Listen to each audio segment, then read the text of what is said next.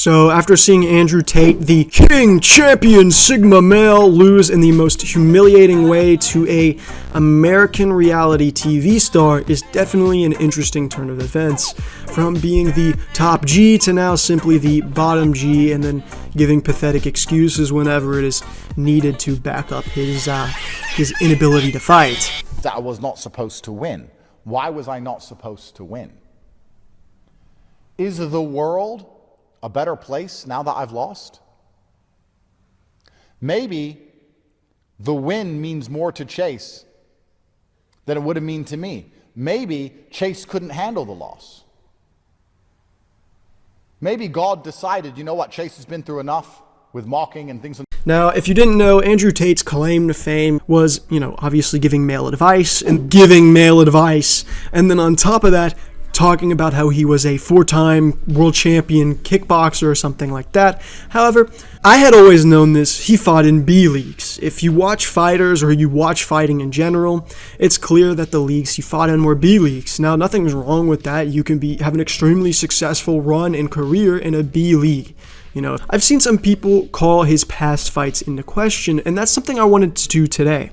I wanted to discuss the past fights of Andrew Tate and talk about, can he fight, or is he just, someone who padded his career and essentially is complete rubbish and fake? Because after seeing him get humiliated by a guy who fights like he has never fought before, this is the most emasculating way to lose. I've never seen someone who claims to be a champ lose to someone who fights like a girl. It's actually impressive. He's flurrying on him here now. He's just trying to manhandle it. He's actually landing though. Yeah, he's flurrying on him. He's landing. And again, that'll be successful as long as Chase is fresh. Let's see how long he can do that. Can Josh weather the storm and get back to technicality? Andrew Tate, the king of the bottom G's. The king of the losers. So for some reason, these are all the kickboxing fights I could find on Tapology, but we're going to go ahead and go through it. I want to analyze some of these fighters. Who did he fight? Who did he win over? These are the things we need to understand. I've seen another YouTuber do this, and I thought, I might as well check too. I feel like I need to do analysis. So the first guy I clicked on, first of all, he only had one fight, and then he lost, and then retired. So that's something. Let's go to the next fight. So the next fighter I found, he has a pro MMA record, but when we go to his fights, it's Andrew Tate. He has 3 losses and 1 win. That's also not a very impressive fight in my opinion. Not an impressive candidate to beat. This guy right here has a pro record of 13 losses, so that's actually crazy. And here, the fighter has been found by Tapology to have engaged in activity which does not perform combat standard, has purposely participated in bouts with no reasonable path to victory, displayed a lack of competitive effort, and is unjustifiably matched against far more skilled opponents. So basically, he's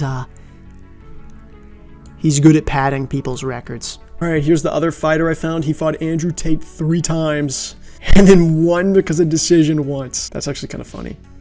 I bet that wasn't supposed to happen, was it? He wasn't supposed to win that time. It's probably it. But there's going to be a lot of cope in the comments saying, well, Andrew Tate is older. First of all, he's 39, I believe, and a lot of UFC fighters are 38, 39. I think Justin Gage, he's 38, and he's about to fight Paddy Pimblett soon. So even on top of that, in boxing, you can be older and be a heavyweight. Look at George Foreman. He came back and won at 45 years old, the heavyweight title. Now, obviously, that's George Foreman, but I'm just saying, there should be no cope here. If Andrew Tate is a 4-times champion, we would have seen it in the ring. Boxer, Tate, wearing on him. 30 to go in round 4. Tate has not thrown a significant strike in quite some time. A takedown attempt for Andrew Tate. You can see that leg itching on Andrew Tate. Maybe I'll just fire a head kick real quick. Couple knees to the body, maybe. Crowd is booing, not getting the result that they want. Demoor, nice connection inside. Chase Demoor, ending the 4th with some fury. Won in March. Then he lost in June, just like a month later, and then they fought again 4 years later.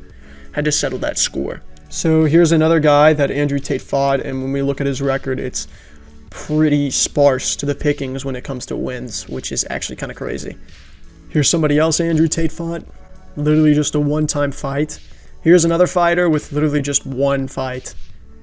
1 fight against Andrew Tate. Here's another guy, Marlon Hunt. He fought Andrew Tate and then I guess retired. He only had 2 fights in his whole career. Oh my god, this is hilarious. So this guy also beat Andrew Tate. He only had 2 fights, and he beat Andrew Tate, and then he lost 2 years later. So not only is Andrew Tate fighting bums and losers, he's losing to bums and losers. So this guy beat Andrew Tate. No champion or anything, but he just had 4 wins and 1 loss. So a better record than Tate. Andrew Tate lost right here. Let's see. You know what? I'd say this is probably one of the only real guys that he fought here. This seems like an actual real record, which explains why he probably beat him. Let's look at another guy Andrew Tate lost to.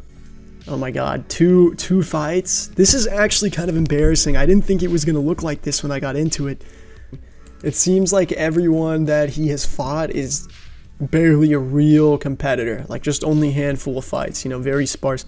Here's another guy, 1 fight in 2009. You know, what am I looking at?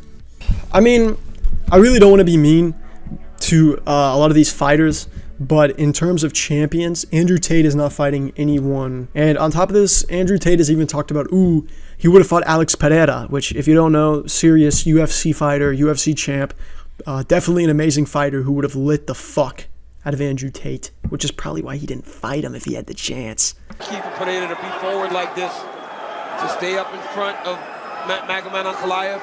If he gets taken down, just deal with it. But he's got to be going forward. When he's going forward, he's very difficult to deal with. Oh, that's a good right hand. Ankalaev immediately shoots. He hurt him bad. Ankalaev covering up. Big crowd strikes from Peloton. Oh my goodness. He hurt him bad. This is definitely a bullshit record. I feel like half of these fights are bullshit. You know, whether Andrew Tate was an actual kickboxer or not, I don't know. But for a lot of fighters, especially boxers, it's pretty normal to pad your record. But it seems that Andrew Tate's whole record is padding. Even his losses seem to be against people that have like 1 or 2 fights, just nobodies. And, you know, say what you will, but it's clear that this guy is not a real fighter, okay? I mean, sure, maybe he was as good of as an amateur at one point, and, you know, say whatever you want. He's got 1 win in professional MMA. Sure, maybe he's got some skill. But he lost to one of the worst boxers of all time, and then he complains, well, oh, maybe I just ran out of oxygen. You're not disciplined. Get fucking disciplined about fighting. I don't understand. How can you be the big sigma when you're the bottom sigma? The bottom G. Bottom... You're the bottom of Chase Demoor, bro. You're Chase Demoor's bottom. You lost to a guy with pink boxing gloves, bro. Come on. I'm a sigma.